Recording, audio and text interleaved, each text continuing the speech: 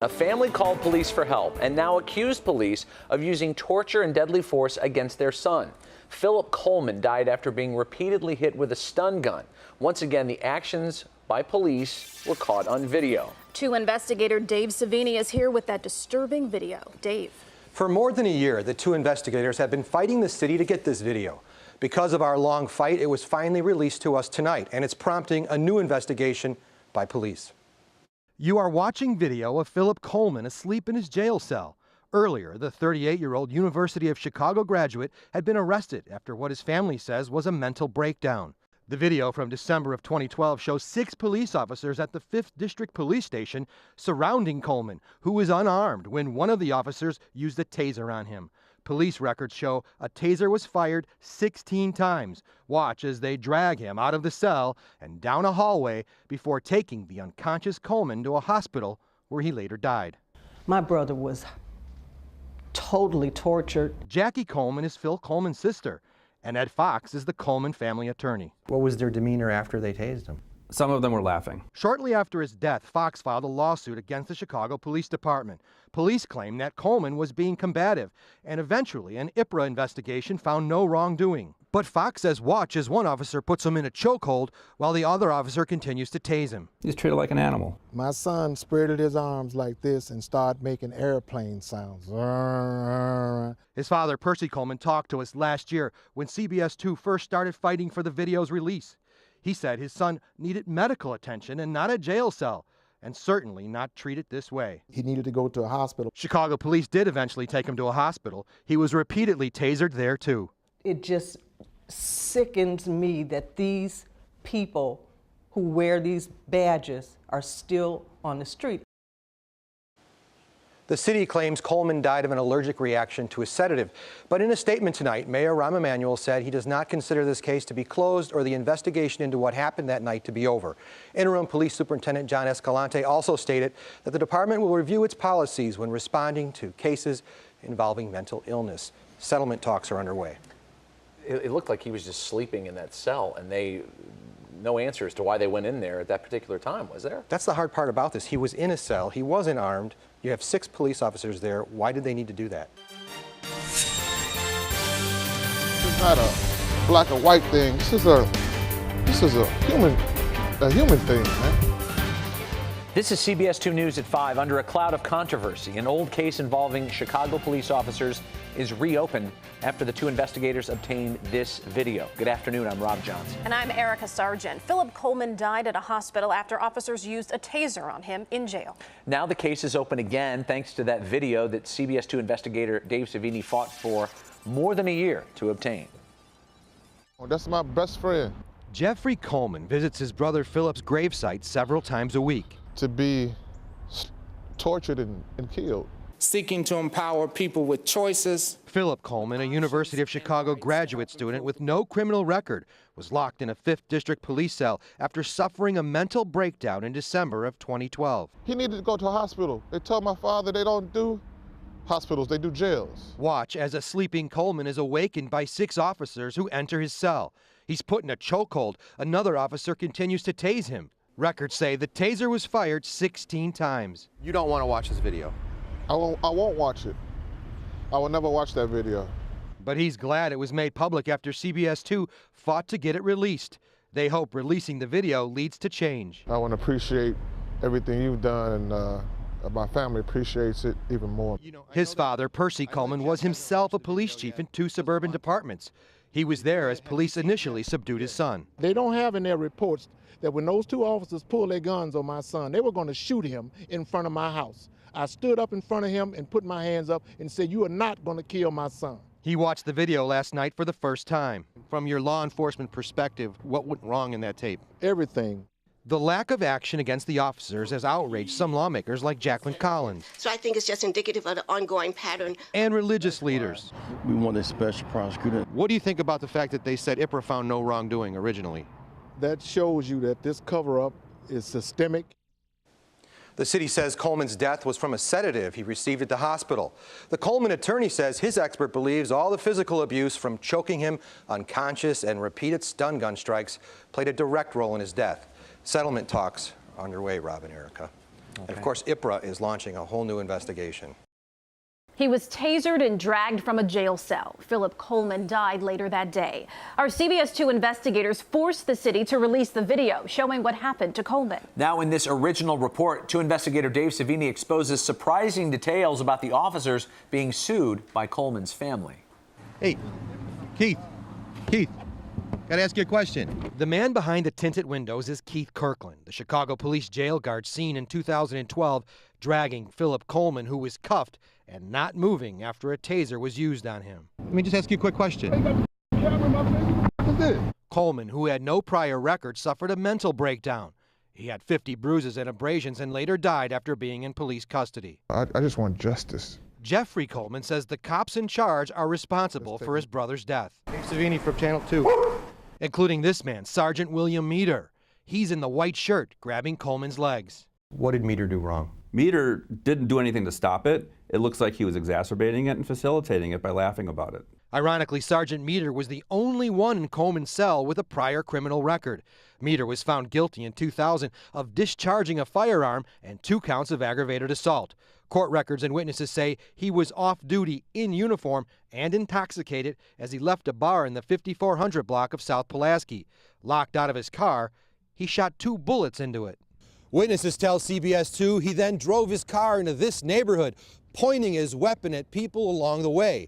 One alleged victim says he drove in the wrong lane, hit a car, and then aimed his gun at 2 teenage girls walking home from school. My gut reaction is unbelievable. It's almost like a numbing effect. He never got fired. He got promoted. So he went from patrolman to sergeant, even with that record. That should infuriate Chicagoans. Hey, Sergeant, we wanted to ask you a couple of questions about the Philip Coleman case. Well, you were one of the sergeants on duty then. The other sergeant involved that morning was Tommy Walker. Walker ordered the tasing. Walker, under oath, claimed he caught Coleman after the taser. But Ed Fox, the Coleman family attorney, says the video shows aggression. He grabbed him by his head, pulled him down near him, and put him in a chokehold. The now retired sergeant lives in Colorado. He was found liable for allowing Coleman to be dragged, according to a ruling in the Coleman family lawsuit. The judge also found Kirkland used excessive force. His family wants to know why you dragged him like that. Kirkland drove in reverse down this city street to get away from us. I just want a true investigation. You know, maybe they can take a page out of your book and how to dig and pry and get to the bottom of it. IPRA, the Independent Police Review Authority, originally cleared all of the officers of wrongdoing, but after we forced the release of the video, a new IPRA investigation was launched. That is still pending. Since we uncovered Sergeant Meter's past convictions, attorney Ed Fox has now requested that Meter give a new deposition. The civil suit is set for trial next month. The Chicago City Council approves another multi-million-dollar payout for police misconduct today, this time for the 2012 death of Phil Coleman. Dave Savini successfully fought to get the police video released, showing what happened to Coleman before his death. It's a tragic and a sad case. Philip Coleman was shot with a taser 16 times, choked, and struck with batons after suffering a mental breakdown. I saw some inhuman people, supposedly public servants, violating everything in trust that they could do in one night to a helpless individual. Percy Coleman says his son, a University of Chicago graduate with no criminal record, should have been taken to a hospital, not a jail. The Chicago Police Department, they will not change themselves internally. They can't. The culture and the history is too strong against them. And he says it shouldn't have taken 3 years and our CBS 2 investigation to get this video released. Not only was he tased, but he was put into a chokehold. Coleman family attorney Ed Fox says the video contains numerous acts of misconduct. Some officers were even seen laughing, yet no one has been disciplined. It's not just about the money for them, and it never was. Part of what this was about was making positive change in the community, because they don't want Philip's death to be in vain. We have a serious problem here in the police department. Alderman Ariel Raboyris, chairman of the Public Safety Committee, says IPRA, which cleared the officers, then launched a new investigation after we forced the video's release, dropped the ball. Should it take CBS 2 to put a video on the news to do that? Absolutely not. There's no doubt in my mind that the police bureaucracy failed the Coleman family, and now the taxpayers are paying for it. Mayor Emanuel says some officers will get more training on handling calls involving mental illness. The Coleman family wants every officer trained. They also want those involved here to be prosecuted. Nearly $5 million. That's the settlement approved today by the Chicago City Council for the family of Philip Coleman. In 2012, Coleman died after being tasered by police. Dave Savini fought to get that video showing what happened to Coleman released. Tonight, he reports the settlement is bringing the Coleman family little comfort. It's a hole in my heart. It's a frustration with those cops still being on the street. Jacqueline Coleman says today's nearly $5 million settlement in her brother's death doesn't take care of the bigger problems inside the Chicago Police Department and IPRA, which oversees police misconduct. The police bureaucracy failed the Coleman family. And I hope that my son's death is going to cause some major, realistic changes in the police department culture and in its policies and procedures. The police video shows a taser being used on Coleman and then an officer dragging him on the ground from his cell. While in custody, Coleman was tasered 16 times, but he never should have been taken to jail, says Coleman's brother Jeffrey. He needed to go to a hospital. They told my father they don't do hospitals, they do jails. Philip Coleman had suffered a mental breakdown. His father thinks it was from all the work he shouldered with the family business. I had heart surgery and he just started working everything himself and maybe put too much pressure on himself. The University of Chicago graduate who had no criminal record became the victim of police misconduct, said the judge in the civil case. His family wants to know why you dragged him like that. The judge concluded jailer Keith Kirkland used excessive force by dragging him. He had little to say when we confronted him. Let me just ask you a quick question. Judge also said Sergeant Tommy Walker was wrong not to stop the dragging. Walker, now retired, can be seen putting Coleman in a chokehold. Dave Savini from Channel 2. Another sergeant in charge, William Meter, held his legs. We wanted to ask you a couple of questions about the Philip Coleman case. You were one of the sergeants on duty then.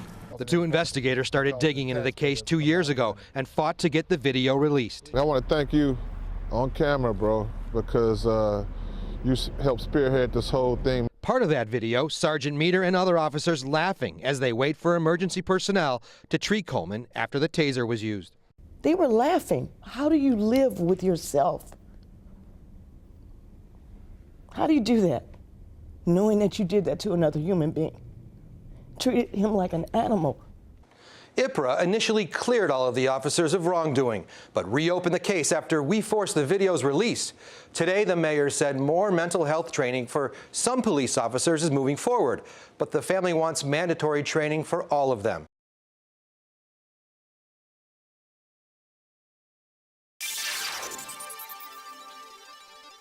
This is dash cam video of a Chicago reverend in the middle of a terrifying encounter with police. She was in the car with her two small children. Our CBS 2 investigator Dave Savini obtained the video and talked with her about how this escalated into a guns-drawn situation. Raise your hand and say, Lord Jesus. Reverend Catherine Brown found herself in a violent struggle with Chicago police in 2013. Caught on police cameras, that's her being dragged from her car. And this is the alley you've gone down hundreds of times. 41 years. It all started when this squad car, dashboard camera on, was speeding towards her. No lights or sirens. It's a blessing that I did blow my horn. You think that squad car might have crashed into you? Yes.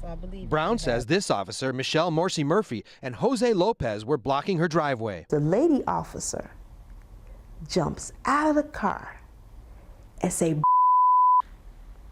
move that car back. It startled me. I'm like, I reach for my license. The other officer takes the gun and points it at the front of my head. So Brown called 911 repeatedly. I need the police and the lieutenant to come out. Her two children, including a 1-year-old, screaming. You were worried for your life? Georgia Brown was 8. What did you think might happen?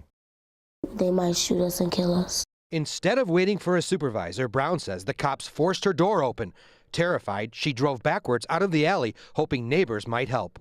Now she chasing me with the car, and I come to a complete stop. Then she takes the car, rams it into me. Remember, her children were in the car. Brown starts screaming for witnesses. Morsi Murphy pepper sprays her. It hits her baby, too. That's Officer Lopez laughing. Then Morsi Murphy gets on top of a parked car and draws her gun. Another officer strikes Brown's car with a metal wand. Brown is taken down. Beat me down to my underwear. Tore my skirt off of me. And while you're on the ground right now, what's happening? They beating me with the sticks and hitting me with their boots in my head.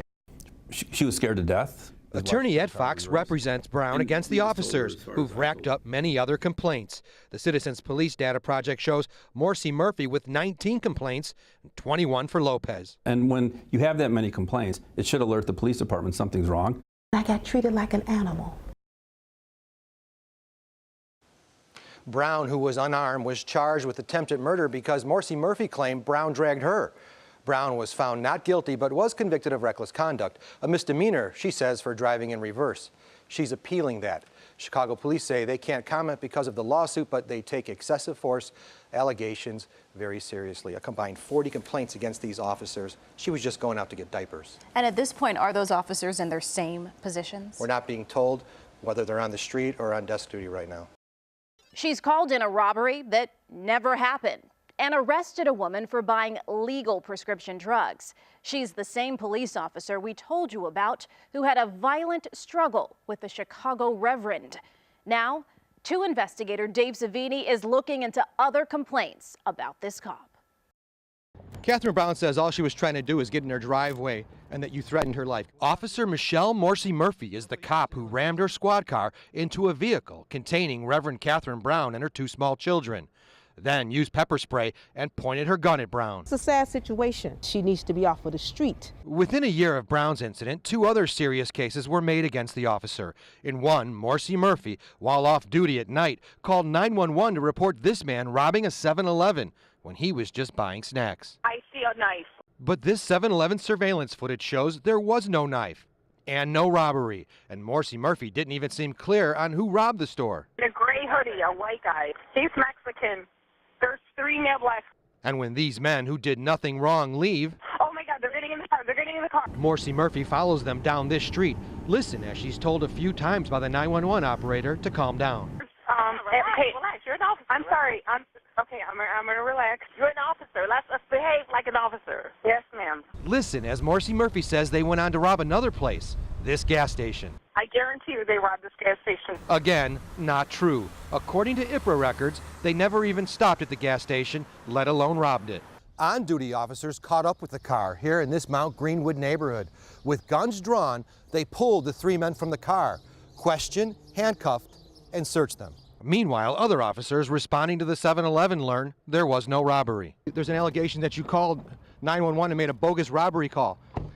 Another complaint against Morsi Murphy says she arrested a woman and locked her up overnight on felony possession of a controlled substance. The so-called illegal drugs were actually a prescription and still inside a Walgreens bag. The woman had just picked it up here at this Walgreens at 115th and Halsted for her 84-year-old mother. Anything to say about these allegations and all your other complaints? If the police act out in such a reckless way, they have to be accountable for their actions. The Independent Police Review Authority is looking to reopen Catherine Brown's case. In the prescription drug arrest, a federal lawsuit against Morsi Murphy and the city was settled. She also received a 30-day suspension for the false robbery call. In 10 years, she's had 19 complaints. Despite repeated requests, the city has not turned over to us all those complaint records. And, you know, our first story on Brown went viral, but despite all that national attention, the police still won't comment on the specifics of the case. They cite pending litigation. And right now, she's on duty, but you don't know the status of whether they're going to reopen it or not. They won't tell us what her status is, but you see a gun on her hip, you see that she's still working. They won't even tell us what her job is right now. 3 teenagers out buying potato chips end up wrongly accused of armed robbery. The person accusing them, an off-duty Chicago police officer. An officer CBS 2's Dave Savini has been following because of other complaints and incidents. Here's Dave with this original report. I was terrified. Guns being in our face. Police guns were pointed at these teens suspected of armed robbery at this 7-Eleven. They put a gun right here and it was a gun to the left. But store surveillance footage obtained by the 2 investigators clearly shows there was no robbery. In 2014, Austin, Christopher, and a friend who don't want their last names used were 16 when they were wrongly accused by this Chicago cop. I'm Dave Savini from Channel 2. Officer Michelle Morsi Murphy, who was parked in a disabled parking spot when we found her, was off duty the night she called 911, claiming the teens were armed and fleeing. I see a knife.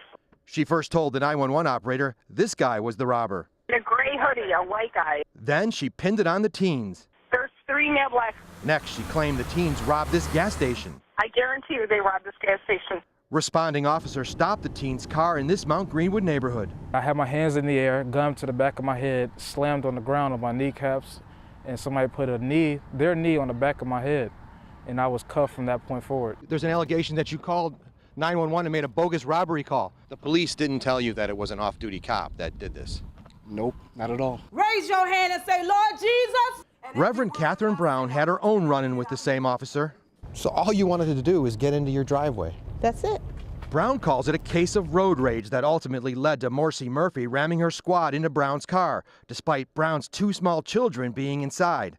Morsi Murphy used pepper spray and pointed her gun at Brown, and other officers dragged her to the ground. Beat me down to my underwear. Because of our investigation, IPRA is now investigating Morsi Murphy for the Brown case. In the teens case, the officer got a 30-day suspension. Do you think a 30-day suspension was enough? No. She still has a gun. She put us in a ton of danger because all of the officers had their guns out. They were ready to shoot. They were ready to get us. They were ready to, react to an armed robber. Morsi Murphy has had 19 complaints in 10 years, including arresting a woman for felony drug possession. The so-called illegal drug was a prescription for the woman's elderly mother. A wrongful arrest lawsuit against the city by that woman was settled. Catherine Brown has an ongoing legal case over her experience with Morsi Murphy, and the teens are also planning on suing, and the city still not commenting because of the lawsuits that are pending. And as you said, IPRA is looking it over right now. Now they're looking at it.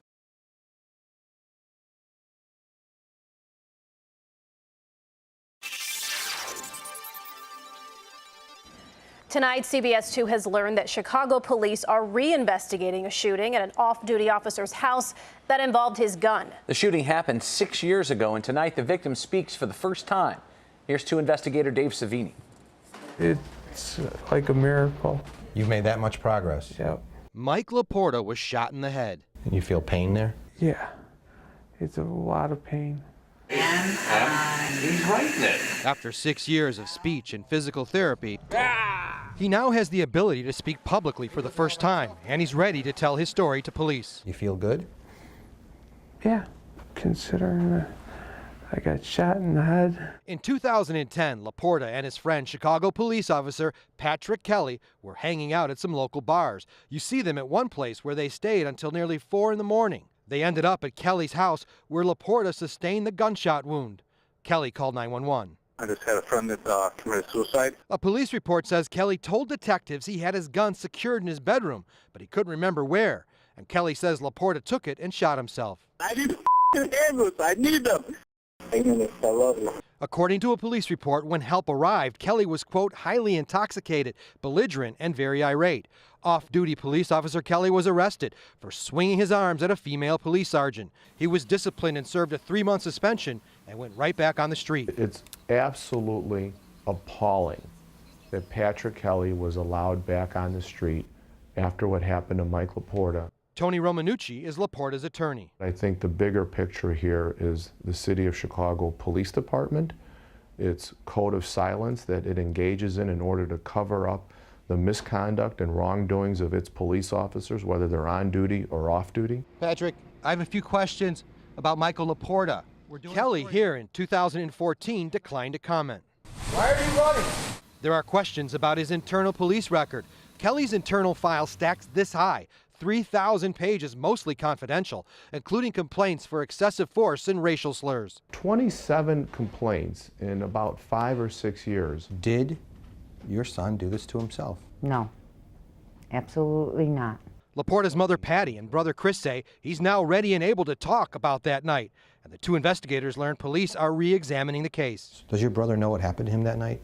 Yeah, he tells me about it on a weekly basis. So you're prepared to talk about what happened that night?